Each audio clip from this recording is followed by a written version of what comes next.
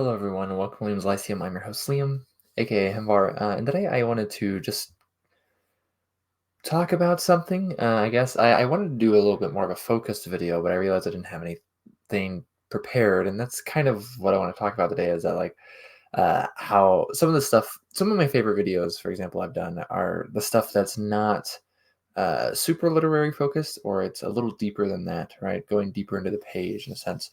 Um, but that takes me a lot of time to prepare stuff like that. Like I have my introduction to philology uh, video, which actually amazingly has almost 1,000 views.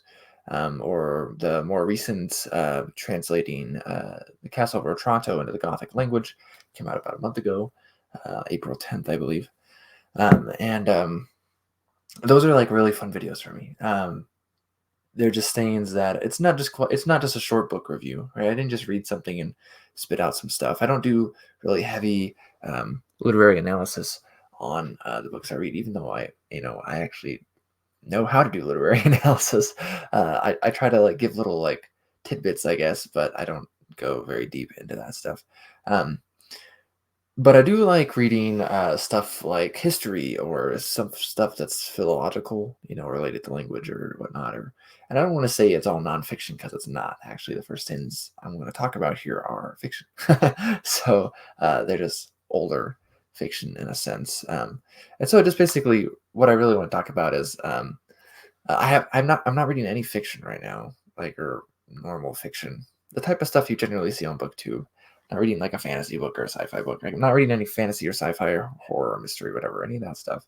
Um, but I have been reading a lot though, and so I just kind of wanted to go over that stuff real quick, see if anyone's interested, I guess, and just talk a little bit about each one. So the first one is actually one I finished recently. That's Nibelungen Lied, um, which is a middle middle high German uh, epic, very high romance, high medieval style, but it's a much older story, right? Saga of the Volsungs and stuff like that. And even Tolkien did like his little poem on it, I think. Um, the Tale of Sigurd and Gudrun, if I remember correctly. And so this is a fun one, but while definitely fiction, it's also 800 years old or so, right? And also very entertaining. It's very tragic. Apparently, wasn't very much liked in the medieval times, but still a good book. Worth the read for sure. And then also, I haven't read so I haven't finished all of this stuff I'm going to talk about, but like, so the City of God, or On the City of God Against the Pagans, I think is what it's called, by St. Augustine. I've read the first couple books of that book, I guess if you call it, which is very interesting. Is written as a response to the sacking of Rome in 410 by Alaric and the Visigoths, and it is seems to be at least Saint Augustine's like magnum opus of sorts, right? And it is definitely intriguing. Gives some insight on medieval Christianity for sure, especially during this period of like this is still kind of that antiquity. It's late antiquity, but it's I would say kind of moving from this primitive church into more recognizable what we have today, um, and then or largely have today, what people think of when they think of Christianity in a sense. Also, another one I don't have physically as well. I don't know if you can get it physically. Actually, you can read it online. I've been reading it online in the original Middle English, which is a different thing entirely, right? I didn't read Nibelungen Lied or City of God in the original language. I don't read Middle High German. I wish I did, and my Latin's not good enough to read the City of God. Um, but of Arthur and of Merlin, which is I think the first English romance, Arthurian romance, and I'm about like halfway through. It's rather long actually. I'm 4,000 some odd lines right now. It's about 9,000 some odd. So and it's very interesting. It's very fun, very entertaining. Something it's taken me a while. At times it feels like there's very modern phrases. Other times it feels very much like it sounds kind of more old English. It's interesting seeing like all those like those Y's on the beginning, prefixes. It looks like they're holdover from the Old English GE. But anyways, and then another book I have some of these over here actually, so let's get them out. One I've been reading slowly is The Song of the Cathar Wars, which I originally intended to read before reading A Song for Our Bone by Guy Gavriel Kay, which is still the case, but I haven't finished this one yet. Going very slowly through it again, like I said, but this is more of a history, but it's a conso technically, so it's a song, right, like by a troubadour thing. But it's a historical account as it was happening. Pretty much, this was being written like as this Albigensian crusade was happening. Very interesting. You get both sides too, because it has two authors. The first author is definitely for the side of the Crusaders and the French. The second author is very much on the side of these Cathars, or just the people of Aquitania, right? It's very interesting. I do not No, I had almost no old Occitan, so but it'd be very cool to be able to read it in that language. I think that's the only English translation actually.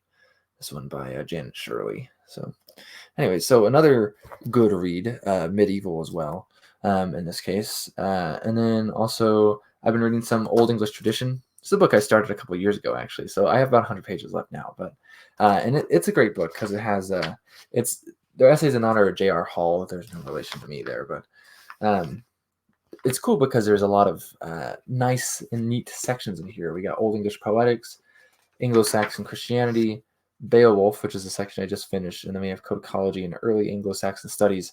In particular, this last one I'll be interested to read is by John D. Niles, who's a great scholar. I've read stuff by him before.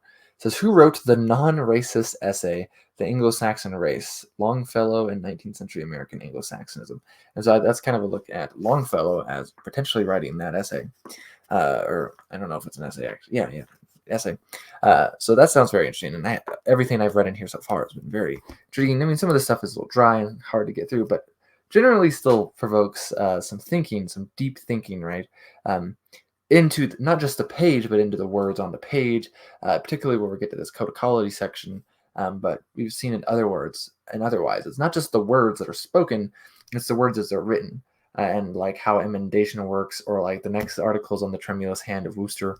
So I mean, like, interesting stuff. I think another book I've been reading is Chaucer, or The Making of Chaucer's English, which again it kind of uses a philological approach rather than this literary analysis approach, which is often based off of nothing, pretty much, right? It's often based off of, oh wow, Chaucer's creator of our English language, and what's that based off of?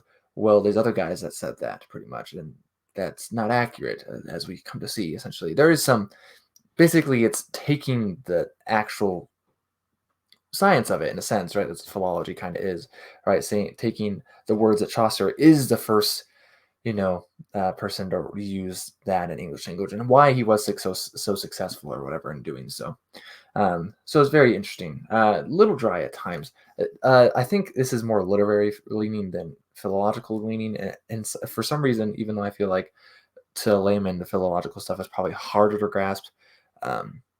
Really in its meat, I often find the literary stuff is written like it's harder to grasp, but a lot of it really isn't. I think. But anyways, not trying to insult English professors out there. And then we also have Woden. I just finished chapter 3, which is almost 300 pages recently, but I still have a good chunk. It's very, very thick, very exhaustive. A historical companion by Stephen Paulinton, of course, who's a great scholar. And this is a fantastic, fantastic book. Looking at this cult of Woden or Odin or Wotan or Godon or whatever you want to call him, and it's very interesting. And I've learned a lot from reading this one. Very intriguing. I think overall, I've been reading it for a while. Just one of the great things that Upslope Books has published. Just one of the great things. They've only published like 4 books, but they're all great. And then also one book I also had as kind of old English tradition, but I've had this one even longer. I've had this since I think about since it came out, 2020. But I just started reading more of it again. Not that far in or whatever. I first got this for its Frere Ingi Frere imagery here, which I find very interesting, particularly as it relates to Beowulf, of course, and the subtitle here is Conversion Imagery in Celestial Myth in Beowulf. Very interesting stuff. Some of it I don't care so much to follow. A lot of it is very interesting, though, interesting to be able to think about this stuff and kind of form my own opinions.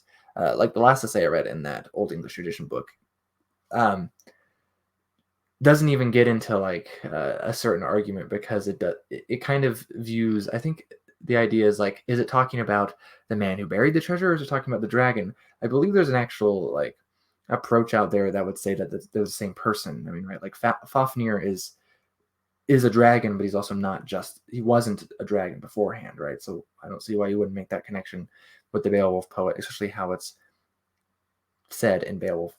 But that guy kind of ignores that. It doesn't just, I don't know if he just chose not to talk about it because he was talking about cherry picking, and he kind of does it himself. It's funny. So anyways, but this is kind of brought on as well by stuff like this is some of the Anglo-Saxon Chronicle. I've been having to translate for my class on Old English, and that's like a third of what I'm supposed to be translating. Kind of, I have more. And there's other things I had to translate beforehand. But this kind of put me in the more of an academic, scholarly mood. Academic maybe wouldn't be like the best label for it. I'm not an ancient Greek philosopher, but scholarly. I think if I remember correctly, that is something that has to do with like your extra time. If I'm remembering the etymology on that. So also a couple of articles I want to mention. I'll try to link these down below, and also these videos I'll talk about in a second. But the articles I recently read as well was Heban Ola Vogala, an 11th century link between Dutch and English literary history by Michael Angerer, I think. Something like Angerer. I don't know. So it looks like. And that just came out a few days ago, actually, and it's a very interesting article, kind of late Old English, early Middle English, kind of really. Language really doesn't divide that cleanly, but you know, around that time period, and how it interacts literarily with Old Dutch. Also, this poem Heban ala Vogala is the first Old Dutch poem. Technically, generally, it's considered the first piece of literature in Dutch, but it's written like in the margins, I believe, of a manuscript from England from like 1080 something or whatever, and it is pretty much mutually intelligible to an Old English speaker, and so it's kind of an idea of, well, it's rhyming, but also like how it messes with this idea of mutual intelligibility, right? It seems pretty clever, actually, of this monk who originally wrote this little piece here, and all the birds have. That's kind of what it says. Vogala, I think, is foul. Anyways, so and then the other, so that one's free. It's open access or whatever. Another one that's also free to read is "What's in a Name: Tracing the Origins of Alfred the Great," which is by Matthew Firth, which is, I think this is more historical, definitely a historical approach, rather not philological like the last one, but very interesting and very well done and very well researched, I think. And it is essentially this idea. He says that a truism, essentially, when you do go into Alfred studies, King Alfred studies, um, is that King Alfred's sobriquet, the Great, is an early modern invention. There's these two early modern authors that call him the Great, and that's basically where it comes from. And he basically says people say that all the time, but they actually haven't looked at the medieval works. And then he shows that there's actually a lot, I would say a lot. It's not just one off or anything of sources, medieval sources that point to this title of the Great. So there's Alfred the Good in a couple of cases, and there's Alfred, like Magnus, right? So like definitely the Great is something that is obviously been his title since a certain point in the medieval period as well. So definitely not an early modern invention. Kind of debunks that truism, which, some truisms, they sometimes have a tidbit of truth, sometimes they're true, right? But very interesting. I found that very informative, and now I know. So regardless, Alfred is still great, regardless when he gets that. So okay. And then the ones I've been watching, they're on YouTube, for example. There's a dragon lecture by Ronald Hutton. I think it's a few months old, maybe.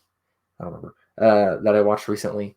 I liked watching or listening to Ronald Hutton's stuff. He seems to be like a folklorist or something like that. He does very good lectures though. And then also the one I just watched, Western Magical Tradition, which is brand new. I think it came out less than a week ago as of recording this. And also very interesting. So those are, you can actually find on the Gresham College YouTube page.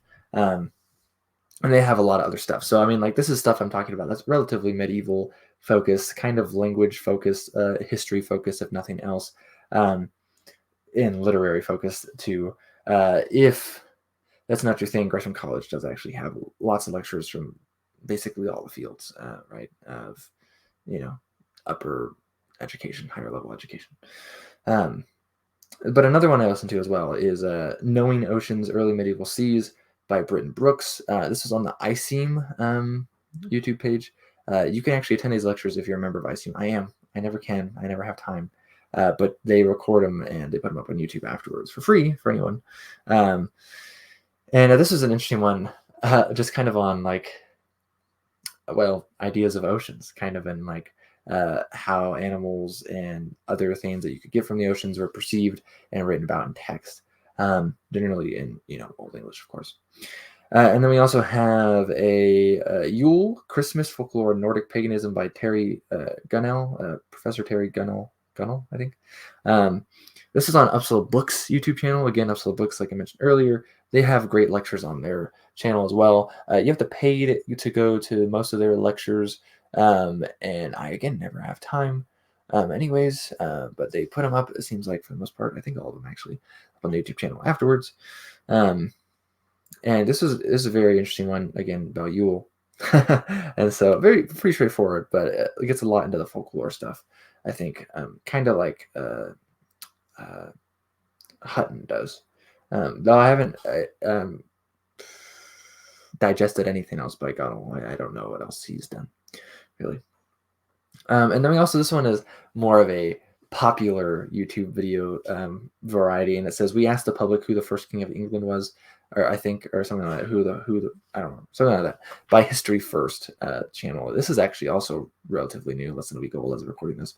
It got recommended me on YouTube, so YouTube recommends good videos every once in a while. And this one is interesting, just asking the public, and the 5 answers came up. It was either King Arthur, Canute the Great, Alfred the Great, Athelstan, or William the Conqueror. And they ask a historian, basically, and he comes up with his preference, right? That he would say Athelstan is the right answer. I feel like if you can make an argument for Athelstan, though, you can make an argument for Alfred the Elder, and if you can make an argument for either one of those, you can make a great argument for Alfred the Great. In fact, you can make a better one for Alfred the Great, I think, than for Canute the Great. And this historian seems to prefer Canute even over Alfred getting that title. It's really arbitrary, I feel like, anyways. But I wonder if anyone who's historically minded, who you would say the first king of England is. I feel like going for an argument of Alfred makes a lot of sense. I realize there's some title issues there, maybe. There's the way what England looked like for Alfred. But I feel like, just sure, I would say, I don't know. You could argue for Alfred. You could argue for his son. You could argue for his son's son. Anyways, and then the audiobooks I've been listening to as well. These are actually all great courses that are free on Audible. I don't know if they're free generally or if they're just free with Audible membership. I'm not sure. But the ones I've been listening to lately are The Vikings by Kenneth W. Harrell. I'm generally not a huge fan of Vikings. I think they get a little more interest than they deserve. They're very interesting, and they're very important in the history of the world, I think. But I don't know. I mean, Old Norse, I tend to think in language in Old Norse. Wow, it definitely important in English, anger, egg, bread, yada, yada, yada, right? Like, I don't know, I don't know. So I have a hard time connecting with it for some reason that I do say, like, early English things. Anyways, another one is The Story of Human Language by John McWhorter. I think these might be free because they're older ones. They sound like they're recorded in like the mid or early aughts.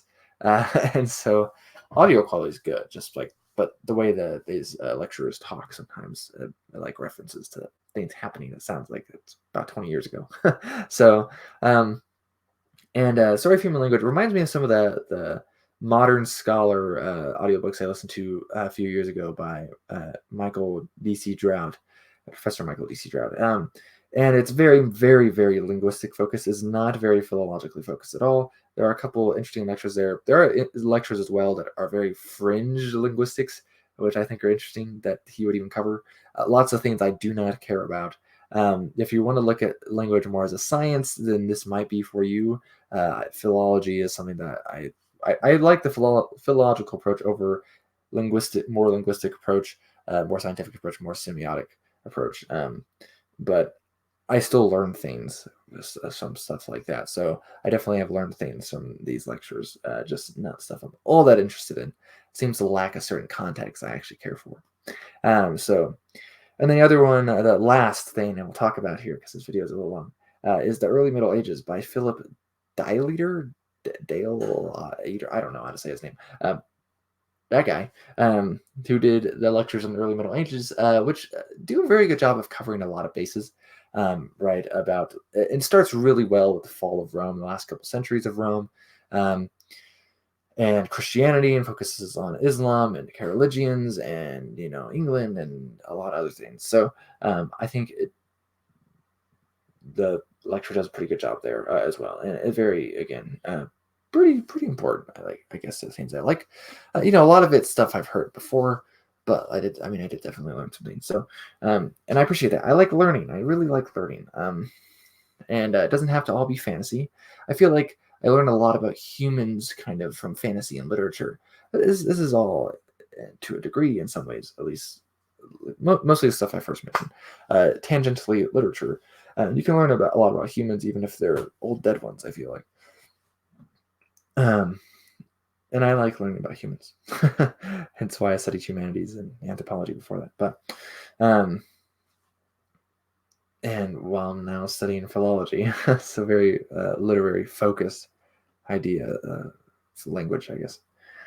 So anyways, sorry for just kind of this rambly video. I just kind of want to talk about the things. I feel like they're helping me dive deeper a little bit. Again, not necessarily nonfiction, but interesting stuff. Not sure it'll help me get a job, a different job. I have a hard time maybe applying this stuff to the job I currently work. But I think one thing, actually, speaking of liking humans, is I can get along with pretty much anyone, I feel like. And I think I generally have a good accounting of making them feel comfortable. At work the other day, I was speaking with this woman from Nicaragua that hardly spoke a lick of English. And I don't know. I think I did a good job of making her feel comfortable compared to a lot of my other associates that don't speak Spanish. I don't speak Spanish really either. That don't speak Spanish though, and so I think that's applicable. I think studying the humanities has a general applicability of teaching you how to think and teaching you how to learn. That is really useful. I feel like just in life in general, and it's something that I feel like even a lot of liberal arts colleges miss out on. They'll give you a department that is something more humanities focused, like history, English, humanities directly, or whatever. And they'll put a business major in charge of it. And no offense to business majors, but that's just not the point, I think. And or they'll just drive it into the ground and they'll cut funding and they'll get rid of your staffing and they might make your major into a minor. But anyways, and I think that's a shame. And I think you see that problem in the workforce because this stuff has just been cut. It used to be trivial, right? But we don't really focus on the trivium really at all anymore. And it's definitely not first. So anyways, I guess STEM is more important or something. I think what it is money is more important. And if it's easier to see, then the better. But I really think actually focusing on the liberal arts and, the more basic things that a lot of people think of, basic softer skills in some sense, you could call them today. I think that actually will get you more money in the end. I think if you have people that know how to use that in business, will help you out. I mean, I've had plenty of experiences in certain places with businesses that, their HR representative, several experiences with HR actually that just you could tell did not have the the skills that they should, I feel like, for HR, right? Like, oh, here, come and do this. I was like, for what? Or like, what, your job application, what application or something. I don't know. Just very bad experiences. And I feel like a humanities someone who had got a degree in the humanities wouldn't have made that mistake. So anyways, that's my 2 cents at the very end of this. But anyways, sorry, little rambly. Hopefully you can find some stuff you enjoy. I try to, again, everything that's available online for free or whatever, I'll try to link down below. So I appreciate you watching, though, and I appreciate anyone who describes this stuff. I try to make this more of a lyceum and not just Liam's leapings, I guess, Liam's rambles. I try to be a good learner and be a good reader, a good person, I guess, right? But yeah. Anyways, I'll see you next time.